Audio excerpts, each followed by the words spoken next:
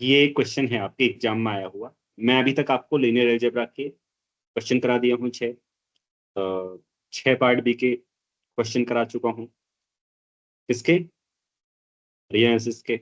ये 24 है, इसके बाद 2 और हैं। तो आपको अगर यही देखने को मिले तो और भी सोलो कराए हुए हैं, आप प्ले लिस्ट में जाकर देख सकते हैं। प्ले लिस्ट में सारे अवेलेबल हैं, ठीक है। आप लोग प्ले लिस्ट में देख लें, वो आपके पब्लिक में विजिबल नहीं होते।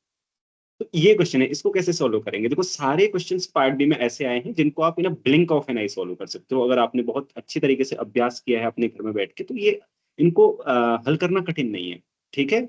आप हो सकता है कि आप में से बहुत सारे विद्यार्थी ऐसे हों कि जिनके 12 ही क्वेश्चन सही हुए हों। तो 12 तो मैंने आपको लीनियर एनालिसिस और लीनियर अलजेब्रा के ऐसे दिखाए जो हो ही सकते थे, उसके अतिरिक्त और बचते हैं। तो इसको कैसे करेंगे? देखो, बहुत आसान है। सबसे पहले क्या बोला है? A and B a bounded sequence in R which of the following statements is false. इसको ध्यान से पढ़ना, कई बार ये भी गलती करा देता है आने के बाद, फॉल्स, इसीलिए इतना बड़ा लिखा गया होता है। तो प्रथम क्या है कि limit infimum N equal to limit supremum N and N is convergent. ये दुनिया जानती है सारी, क्योंकि बाउंडेड सीक्वेंस के पास अगर एक यूनिक लिमिट पॉइंट है तो वो कन्वर्जेंट होती है। ऐसी बात हम कर भी चुके हैं। कौन से क्वेश्चन में कर चुके हैं? मैंने प्रूव करा दिया ना, बाउंडेड सीक्वेंस है अगर उसके पास यूनिक लिमिट पॉइंट होता है। क्योंकि लिमिट, इसका मतलब क्या हुआ? लिमिट पॉइंट है ही नहीं, एक ही लिमिट पॉइंट है, तभी तो लिमिट सुप्रीमम लिमिट इंफीमम बराबर हो गई। क्योंकि लिमिट सुप्रीमम लिमिट इंफीमम भी क्या होते हैं? लिमिट पॉइंट से ही होते हैं। एक बड़ा होता है सबसे, एक छोटा होता है सबसे। तो कहाँ हमने बात की थी इस बारे में? एक क्वेश्चन में की है ना, पार्ट सी के शायद। हाँ या ना? या मैं भूल रहा हूँ? दूसरी जगह की है, ओके ठीक है। तो वो मुझे कराने की आवश्यकता नहीं है, तो इसको आप ट्रू बोलेंगे, हाँ, वहां टिक नहीं करेंगे, ये ट्रू है। तो इसको भूल जाइए एग्जाम में जब बैठे। A infimum of n equal to then N is convergent. इसके बाद क्या बोला? एक एक करके सारे पढ़ लो पहले, क्योंकि हमें पहले ही फॉल्स मिल गया तो फिर हम औरों में मेहनत नहीं करेंगे, क्योंकि एग्जाम में बैठे हो अभी आप। ऐसे सोचो, supremum of A N is equal to limit infimum of A N, then A N is convergent. Okay, supremum of N is equal to infimum of N, then N is convergent. ठीक है। तो अब देखो, हाँ भौमिक, तुम कुछ कहना चाहती हो क्या? नहीं सर। ओके ठीक है। सो अब दूसरे वाले को देखो, पहला वाला ट्रू हो गया, हमें पता लग गया ना, दिस इज वेल नोन। कारण बता दो, लिखना तो नहीं है कारण?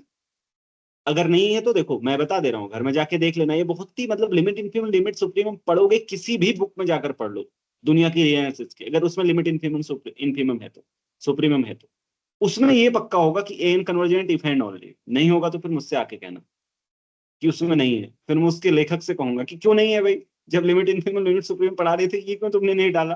ये तो डालना चाहिए था। ठीक, तो देखो ये हुआ इफ। अब हमें क्या बोला है कि सबसे पहले एक चीज रिकॉल कर लो आप, ये इन्फीमम और सुप्रीमम आ रहे हैं सीक्वेंस के, तो एक इनइक्वालिटी कम्स इनटू प्ले। क्या आएगी? देखो, infimum of N is less than N equal to limit infimum of N. अब ये नीचे से एन टेंडिंग टू इन्फिनिटी को हम स्किप करेंगे, ठीक है। आपको पता है क्या मतलब है? तो यहां क्या आता है? Limit sup of N is less than equal to supremum of A N.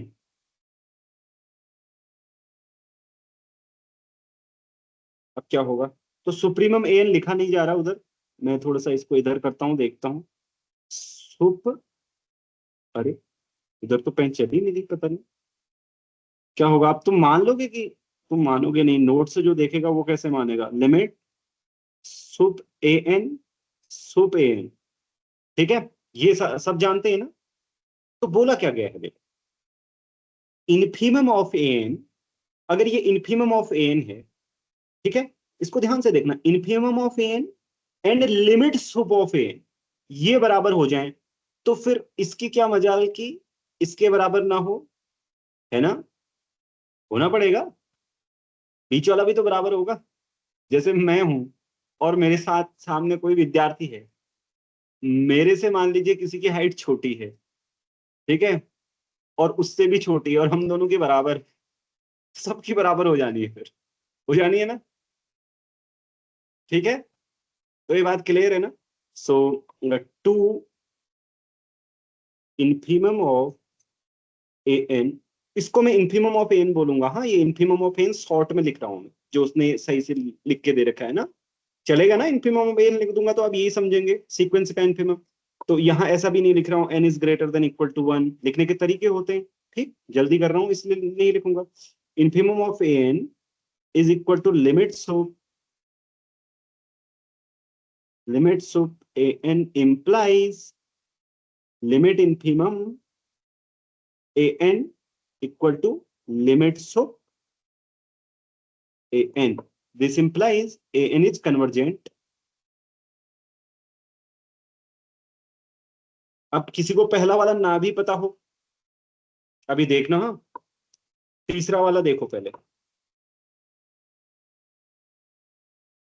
वैसे तीसरा वाला जल्दी से पकड़ लोगे तो गलत है, क्योंकि बोला है कि सुप्रीमम ऑफ एन, देखो क्या बोला है, सुप्रीमम ऑफ एन क्या हो जाए। अभी मैंने बड़े वाले नोटेशन में लिख लिया, कोई बात नहीं। ये आपका तीसरे ऑप्शन ने बोला है, ठीक है, ऐसे हो जाएगा बोला है।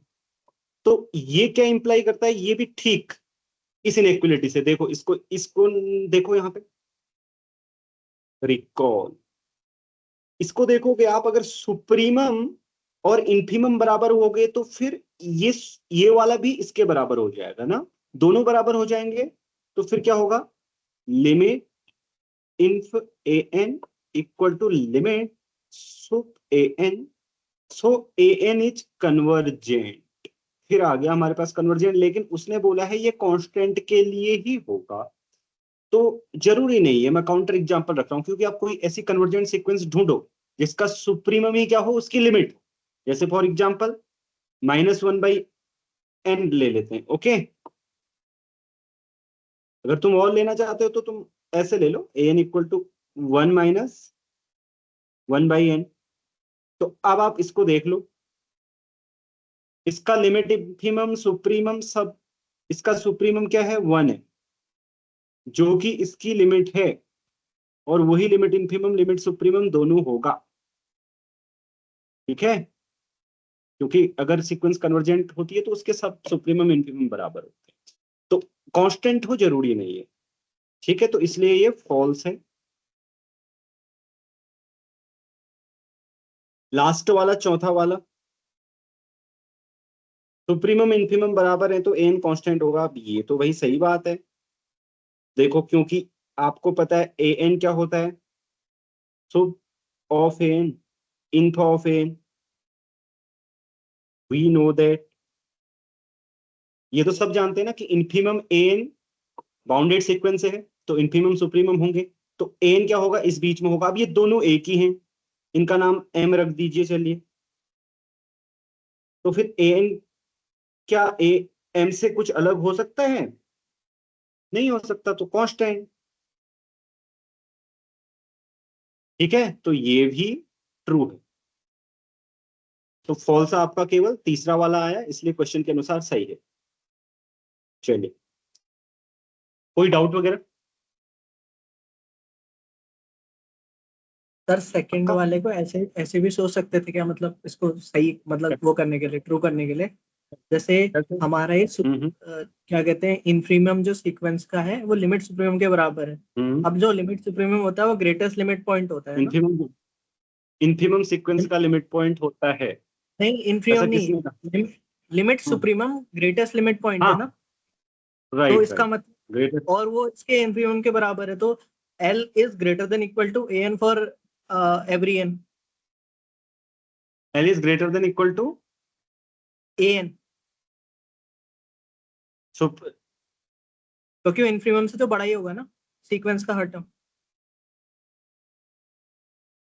हाँ, अब अगर हम कहें कि इसका, इसके पास लिमिट जो सुप्रीम लिमिट इन्फीमम है इसका, वो एल से छोटा है, फॉर एग्जांपल मान लेते हैं एम है, वो एल से छोटा है, तो हमको एक एप्सिलॉन मिल जाएगा जिसका वैल्यू होगा M minus L by two, जिसमें सीक्वेंस का कोई भी टर्म नहीं आएगा, तो एम लिमिट पॉइंट ही नहीं हो सकता, मतलब एल से छोटा कोई लिमिट पॉइंट ही नहीं हो सकता, तो लिमिट इन्फीमम फेल ही होगा। more or less you want to prove limit supremum n equal to limit infimum n, right? Yes. Okay, so fine. टू ही जैसा है फिर वो। चलो सेम ही तो है फिर।